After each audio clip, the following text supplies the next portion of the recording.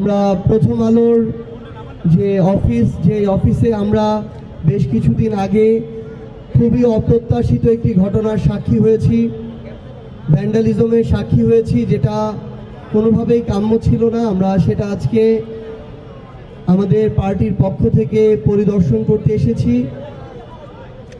আসলে আমাদের প্রত্যেকের, ব্যক্তির হোক, প্রতিষ্ঠান হোক, রাজনৈতিক জায়গা থেকে দলীয় পর্যায়ে হোক, মত পার্থক্য থাকবে, যে কোনো একটা বিষয়ের পক্ষে বিপক্ষে আমাদের মতামত থাকবে, কিন্তু সেটা যেন কোনোভাবেই এই ধরনের অপ্রত্যাশিত ভ্যান্ডালিজমের পর্যায়ে না যায়। কারণ এই মত পার্থক্য হওয়াটা, বিভিন্ন জন তার জায়গা থেকে বিভিন্ন আঙ্গিকে একটা বিষয়কে প্রকাশ করাটা, এটা গণতান্ত্রিক চর্চার একটা অবিচ্ছেদ্য অংশ। সেই অংশে যদি আমরা এইভাবে আক্রমণ করে সেটাকে বাধাগ্রস্ত করতে চাই, সেটা বরং ক্ষতিগ্রস্ত হয় না, বরং আরো শক্তিশালী হয়ে ওঠে।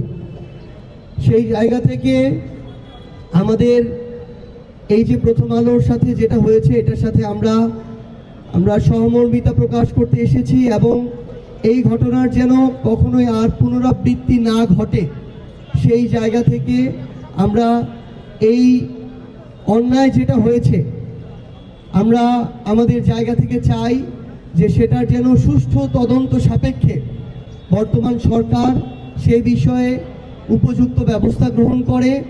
আমরা এই সংবাদপত্র থেকে শুরু করে ইলেকট্রনিক এবং প্রিন্ট মিডিয়ার সাথে যেই ব্যক্তি প্রতিষ্ঠান সম্পৃক্ত আছে, তাদের থেকে আমরা সর্বোচ্চ পেশাদারিত্ব চাই।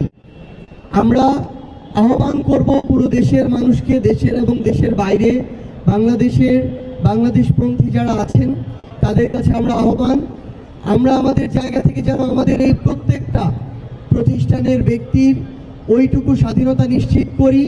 দিন শেষে মানুষ ঠিক করবে যে কারা কাদের জায়গা থেকে সঠিক জায়গায় রয়েছে, কারা ভুল জায়গায় রয়েছে, কিন্তু এই ধরনের আক্রমণ কখনোই আমরা আমাদের জায়গা থেকে প্রত্যাশা করি না।